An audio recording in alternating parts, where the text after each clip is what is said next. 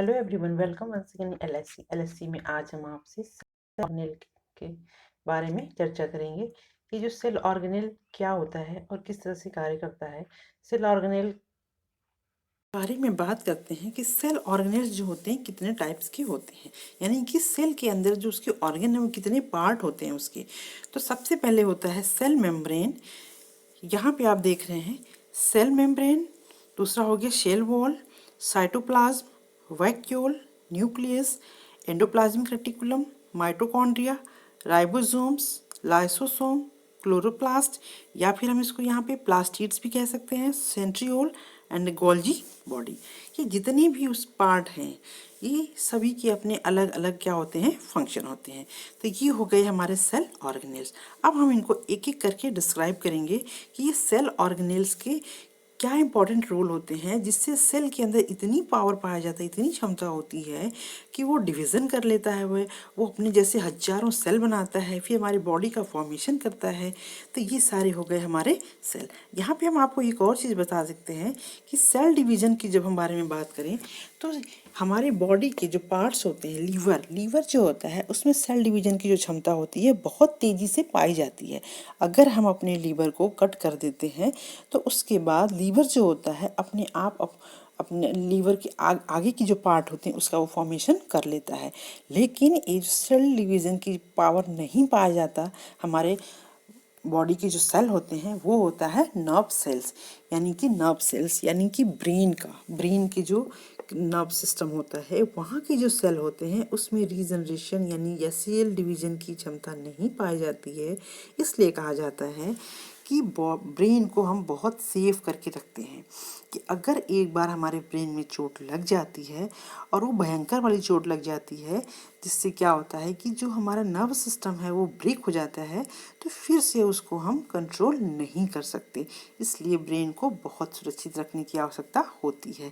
अगर बॉडी के other parts के बारे में बात करें, जैसे आपका हाथ कट जाता है या चोट लग जाता है या कहीं पे जल जाता है, तो होता क्या है कि कुछ समय के बाद आप देखेंगे कि धीरे धीरे जो होता है हमारा सेल, जो हमारी जो बॉडी होती है उस घाव को, उस जलन की, अगर जल गया वहाँ की स्किन हट जाती है तो कुछ टाइम बाद वहाँ पे नया स्किन जो होती है आ जाती है।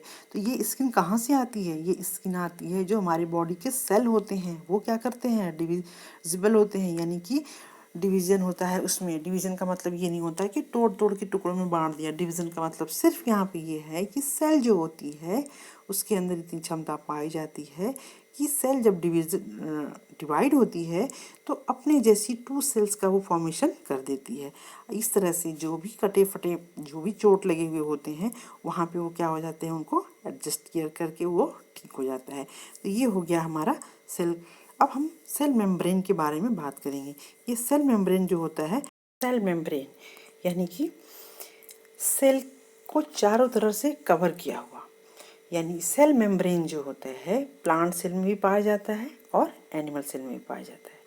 अगर प्लांट सेल और एनिमल सेल में कुछ डिफ्रेंशिएट होता है तो सिर्फ इतना होता है कि प्लांट सेल में सेल वॉल पाया जाता है जो कि सेलुलोज की बनी हुई होती है, और एनिमल सेल में सेल वॉल नहीं पाया जाता, इसमें सिर्फ सेल मेम्ब्रेन होता है।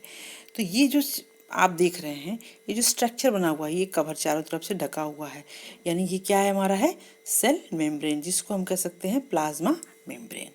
आप जस्ट इमेजिन करिए कि आप मार्केट जाते हैं और कुछ सामान खरीदने जाते हैं, तो आपको मार्केट में क्या मिलता है, एक बड़ी सी पॉलीथीन, या तो आप घर से लेके जाते हैं बैग या पॉलीथीन कहिए, या फिर आपको मार्केट में, या इमेजिन करिए कि सब्जी वाले के पास जाते हैं और वहाँ पे वो आपको क्या करता है, एक बड़ी सी पन्नी में सारी सब्जियाँ जितनी भी आपको आवश्यकता होती है, यानी जितने भी सामान की आवश्यकता होती है उस बैग में डाल देता है।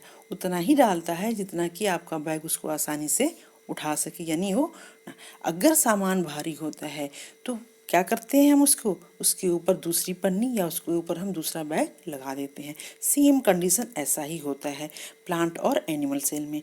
प्लांट सेल जो होता है बहुत बड़ा होता है और चीज़ें उसमें बहुत हैवी होती हैं, इसलिए क्या करता है कि प्लांट को एक और सेल की, एक और मेम्ब्रेन की आवश्यकता पड़ती है, और वो मेम्ब्रेन जो होता है उसको हम कहते हैं सेल वॉल जिसकी जो कि वो सेलुलोज का बना होता है। और एनिमल सेल में सेल वॉल की आवश्यकता नहीं पड़ती है। और ये हो गया हमारा सेल मेम्ब्रेन, जिसको हम प्लाज्मा मेम्ब्रेन कहते हैं। तो ये हो गया सेल वॉल और सेल मेम्ब्रेन में क्या डिफ्रेंशिएट होता है। सेल मेम्ब्रेन जो होता है वो लिपिड और प्रोटीन से मिलकर के बना होता है, और इसको हम सेल का गार्ड भी कह सकते हैं, या फिर हम इसको ये भी कह सकते हैं कि ये सेल का एक ऐसा आवरण है जो ये परमिशन देता है कि सेल के अंदर किस मटेरियल को एंटर करना है और कौन सी मटेरियल को सेल से बाहर जाना है। तो ये सारी चीज़ें जो होती हैं, इस सेल का जो मेम्ब्रेन है, इसको हम प्लाज्मा मेम्ब्रेन कहते हैं, वही डिसाइड करता है। तो ये हो गया हमारा प्लाज्मा मेम्ब्रेन। अब यहाँ पे आप देख रहे हैं कि यहाँ पे न्यूक्लियस भी है जो सेंटर पॉइंट में है। यहाँ पे न्यूक्लियस के अटैच यहाँ पे कुछ डायग्राम दिख रहे हैं जिसको हम कहते हैं एंडोप्लाज्मिक रेटिकुलम। इस एंडोप्लाज्मिक रेटिकुलम से डॉट लाइक स्ट्रक्चर है और कुछ फ्री स्ट्रक्चर है जिसको कहा जाता है राइबोसोम। और यहाँ पे आपको शो किया गया है माइटोकॉन्ड्रिया, और ये हो गया हमारा वैक्यूल, गोल्जी ऑपरेटस एंड लाइसोसोमा। तो ये सारी चीज़ें हो गई। ये सारे जो भी मटेरियल दिख रहे हैं आपको, ये सारे क्या हैं, सेल के ऑर्गेनेल्स हैं। तो अब हम एक एक करके डिस्क्राइब करेंगे कि माइटोकॉन्ड्रिया का रोल क्या होता है। तो सबसे पहले हम ये जानेंगे कि माइटोकॉन्ड्रिया क्या होता है और उसका माइटोकॉन्ड्रिया। सबसे पहले ये जानते हैं कि जो माइटोकॉन्ड्रिया होता है उसका डिस्कवर किसने किया। तो माइटोकॉन्ड्रिया को अल्टमान नामक एक साइंटिस्ट थे जिन्होंने 1890 में इसको डिस्कवर किया, और इन्होंने इसका नाम क्या रखा, बायोब्लास्ट। आफ्टर सम टाइम 1897 इसका नाम माइटोकॉन्ड्रिया पड़ा, और इस नाम को देने वाले कौन थे, सी बेंडा। यानी C Benda coined the term mitochondria first time in 1897। ये हो गया। अब ये माइटोकॉन्ड्रिया जो होता है मोस्ट इंपॉर्टेंट रोल प्ले करता है। कहाँ करता है, रेस्पिरेशन में। यानी कि हमारे बॉडी में जो रेस्पिरेशन की प्रोसेस होती है उसमें जो मोस्ट इंपॉर्टेंट रोल होता है वो किसका होता है, माइटोकॉन्ड्रिया का। क्या होता है कि जब हीमोग्लोबिन ऑक्सीजन को कैरी करके सेल के अंदर ले जाता है, तो ये जितनी भी ऑक्सीजन को कैरी करके लेके जाता है उस ऑक्सीजन को ये ले जा करके माइटोकॉन्ड्रिया के पास छोड़ देता है। अब माइटोकॉन्ड्रिया जो होता है उस ऑक्सीजन का यूज करके वो क्या करता है, एटीपी का फॉर्मेशन करता है। और हम यहाँ पे आपको बता दें कि ये जो श्वसन में यानी रेस्पिरेशन में जो माइटोकॉन्ड्रिया का रोल होता है, इसका डिस्कवर किसने किया था, क्रेब्स नामक एक साइंटिस्ट थे। इसलिए हम कह सकते हैं कि क्रेब्स साइकिल्स का जो यूज होता है वो कहाँ होता है, माइटोकॉन्ड्रिया के अंदर होता है। किस प्रोसेस में होता है, रेस्पिरेशन की प्रोसेस में होता है। तो ये जो माइटोकॉन्ड्रिया होता है वहाँ पे ये एक चक्र के फॉर्म यानी एक साइकिल के फॉर्म में 38 एटीपी के मॉलिक्यूल का फॉर्मेशन करता है।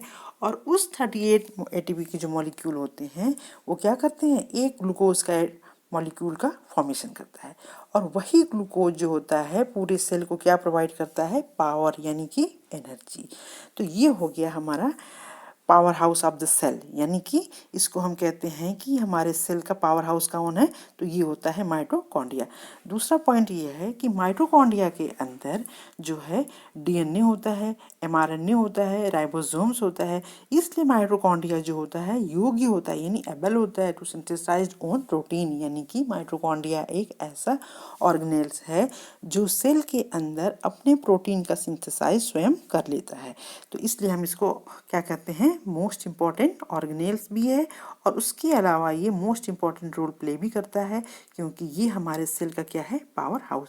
अब हम ये बात करेंगे कि माइटोकॉन्ड्रिया जो है सेल के अंदर पाया जाता है, और इसे कैसे पता चलता है कि बॉडी के किस पार्ट में कितनी एनर्जी की आवश्यकता है। जैसे कि आप इमेजिन करिए कि अभी हम आपको ये वीडियो में बोल रहे हैं, तो यानी कि हमें हमारे माउथ यानी हमारे टंग को बहुत अधिक एनर्जी की आवश्यकता पड़ रही होगी। या फिर हम कह सकते हैं कि क्रिकेटर जो होता है, जो प्लेयर होते हैं, जो रनर्स होते हैं, तो क्रिकेटर को अपने हाथ में बहुत अधिक एनर्जी की आवश्यकता पड़ती होगी। या फिर कोई कंप्यूटर पर बैठा है तो उसको ब्रेन की एनर्जी की आवश्यकता पड़ती होगी। तो ये माइटोकॉन्ड्रिया को कैसे पता चलता है कि बॉडी के किस पार्ट को कितनी एनर्जी प्रोवाइड किया जाए। तो इसके लिए यहाँ पे इसका एक होता है गोल्जी बॉडी, यानी कि हमारा जो दूसरा ऑर्गेनेल्स है वो क्या है, गोल्जी बॉडी, गोल्जी ऑपरेटस। वो जो होता है वो इसमें मोस्ट इम्पॉर्टेंट रोल प्ले करता है। किस में इम्पॉर्टेंट रोल प्ले करता है, उसका ये रोल होता है कि हमारे बॉडी के किस पार्ट को कितनी एनर्जी की आवश्यकता है, वो उतनी एनर्जी को ट्रांसपोर्ट करने की आवश्यकता को पूरा करता है। यानी कि उनकी आवश्यकताओं को, एनर्जी की जितनी भी आवश्यकता होती है उसको वो क्या करता है, पूरा करता है। यानी अगर हम खड़े हैं तो हमारे पैर में एनर्जी की मात्रा ज़्यादा है, अब हम बोल रहे हैं तो हमारे टंग को एनर्जी की आवश्यकता पड़ेगी, तो वो गोल्जी ऑपरेटस जो होता है वो क्या करेगा, यहाँ से एनर्जी को कंज्यूम करेगा और एनर्जी को ट्रांसपोर्ट कर देगा माउथ को। यानी कि वो ट्रांसपोर्टेशन का मोस्ट इम्पॉर्टेंट रोल जो होता है प्ले करता है। तो अब हम आपको गोल्जी कॉय के बारे में यानी गोल्जी बॉडी के बारे में डिस्कस करेंगे और हम आज इस वीडियो को यहीं समाप्त करते हैं। मिलते हैं नेक्स्ट वीडियो में और बाकी के जितने भी सेल के ऑर्गेनेल्स हैं उसके बारे में आपसे चर्चा करें।